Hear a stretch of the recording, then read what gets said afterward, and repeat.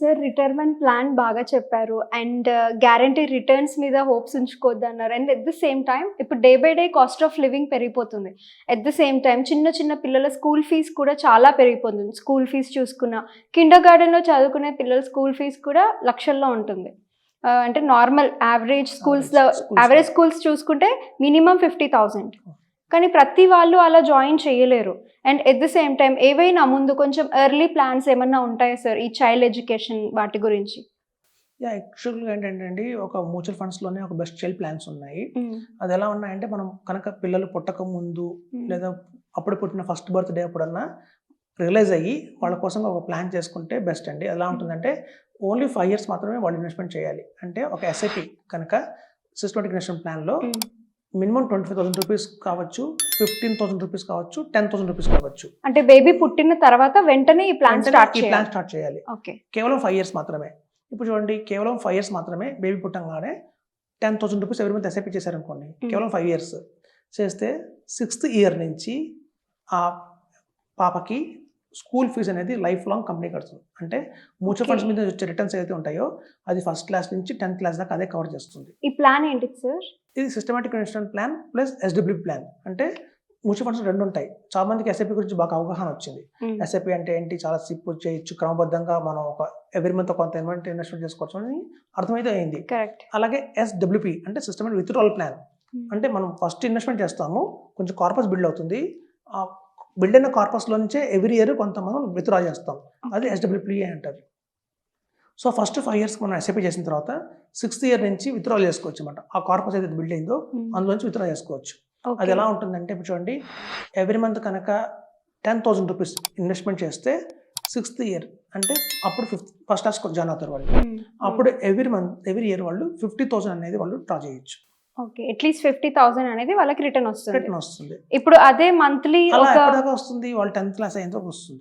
Okay, తర్వాత వాళ్ళకి 10 lakhs అనేది లంసంగా అమౌంట్ అనేది కూడా వస్తుంది. ఒకళ్ళు 15,000 పెట్టారు అనుకోండి, ఎవ్రీ మంత్ 15,000 రూపీస్ ఇన్వెస్ట్ చేశారు అనుకోండి.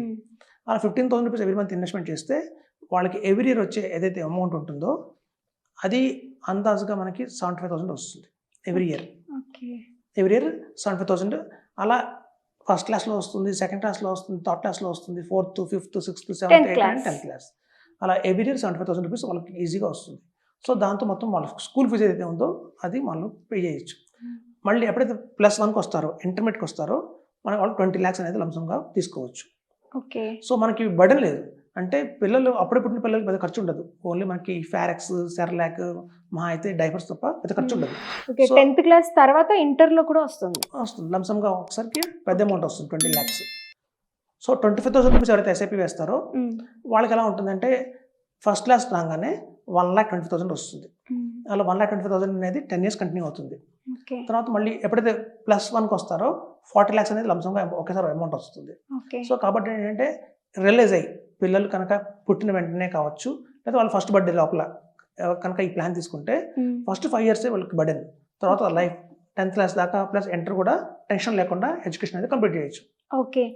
సో ఇంకో ప్లాన్ చెప్దాం, లంసంగా ఇన్వెస్ట్మెంట్ చేస్తాం. ఇప్పుడు చూడండి, చాలా మంది ఫస్ట్ బర్త్డే గ్రాండ్గా చేస్తారు. ఫస్ట్ బర్త్డే అనగానే ఒక 2 lakhs ఖర్చు పెట్టే వాళ్ళు ఉంటారు, 4 lakhs ఖర్చు పెట్టే వాళ్ళు ఉంటారు. ఇంకా పెద్ద మంది ఎక్కువ జనాలు ఉంటే కనుక 8 lakhs దాకా అనుకుందాం suppose.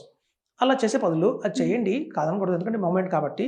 At the same time ఎవరైతే ఫస్ట్ ఇయర్ ఉన్నప్పుడే బాబుకి పాపకు కావచ్చు 2 lakhs ఇన్వెస్ట్మెంట్ చేసి వదిలేశారు అనుకోండి, దాన్ని పట్టించుకోకుండా, వాళ్ళు ఎంటర్ వచ్చే టైం కల్లా 25 lakhs అవుతుంది. అది just 2 lakhs will become 25 lakhs. Maintenance కూడా ఇంపార్టెంట్. ఇంకా మన మధ్యలో వాళ్ళు ఇంకేం చేయక్కర్లేదు, వన్ టైం ఇన్వెస్ట్మెంట్ ఇదంతే. ఓన్లీ వన్ టైం ఇన్వెస్ట్మెంట్, ఇంకా మళ్ళీ ఇన్వెస్ట్మెంట్ చేయొద్దు. ఫస్ట్ బర్త్డేకి చాలా మంది ఇప్పుడు చూడండి, గ్రాండ్ పేరెంట్స్ కావచ్చు, లేదా అంకుల్స్, ఆంటీస్ కావచ్చు, కొంత అమౌంట్ ఇస్తారు ఫస్ట్ బర్త్డేకి. ఆ వచ్చిన అమౌంట్ ప్రాపర్గా కనుక ఇన్వెస్ట్మెంట్ చేస్తే మ్యూచువల్ ఫండ్స్లో వన్ టైం కింద ఫిక్స్డ్ డిపాజిట్ లాగా చేస్తే 2 lakhs వేసిన వాళ్ళకి 25 lakhs వస్తుంది, 4 lakhs వేసిన వాళ్ళకి 50 lakhs వస్తుంది, 8 lakhs వేసి వదిలేస్తే 1 crore వస్తుంది. కాబట్టి ఏంటంటే ఇంకా టెన్షన్ ఉండదు. అంటే హైయర్ ఎడ్యుకేషన్ కోసం ప్లాన్ చేద్దాం అనుకున్నప్పుడు కొంతమంది అంటే ఓకే, మనం ఎర్న్ చేస్తున్నాం కదా, మనం ఎర్న్ చేస్తున్నప్పుడు ఎవ్రీ ఇయర్ 1 lakh స్పెండ్ చేయొచ్చు పిల్లల ఎడ్యుకేషన్కి అనుకోవచ్చు. సో అట్లా దాన్ని ఏంటంటే ఒక 1 lakh 2 lakhs మనం స్కూల్ ఫీజు కట్టుకుంటాము. మేజర్గా బీటెక్ ఆ టైంకి డబ్బులు కావాలి అనుకున్న వాళ్ళకి ఏంటంటే ఇలా వన్ టైం కట్టే వదిలేస్తే కనుక మనకి ఆ టైం కల్లా పెద్ద అమౌంట్ అనేది వస్తుంది. సో ఇప్పుడు చాలా మంది ఏంటంటే బ్యాంక్ని అప్రోచ్ అవుతారు, చిల్డ్రన్ ఎడ్యుకేషన్ కోసం ఇన్సూరెన్స్ పాలసీస్ ఏవో తీసుకుంటారు. అవన్నీ వర్త్ కాదండి. అదేంటంటే చూస్తున్నాం కదా, మేము 20 years నుంచి చూస్తున్నాం. ఇప్పుడు ఈ ఇన్సూరెన్స్ కంపెనీస్ సోకాల్డ్ ఏవైతే ఉన్నాయో మార్కెట్లో అవి 2000 నుంచి ఉన్నాయి. సో వాళ్ళు ఇస్తున్న రిటర్న్స్ ఎలా వస్తున్నాయి, ఆ పాలసీస్ ఎలా ఉన్నాయి కంపేర్ చేస్తే రిటర్న్ వైస్ చూస్తే కనుక చాలా తక్కువ. చాలా తక్కువ. అవును. సో మనకి ఏంటంటే mutual funds is the best option. Okay. So child education plan చేసుకోవాలనుకునే వాళ్ళకి like mutual funds is the best option. And before 5 years కనుక మనం చిన్న చిన్న ఖర్చులు ఏమైనా కొన్ని తగ్గించుకొని అడ్జస్ట్ అయితే కనుక ఫ్యూచర్లో వాళ్ళ ఎడ్యుకేషన్ ప్లాన్ చాలా బాగుంటుంది. చాలా బాగుంటుంది. Okay sir.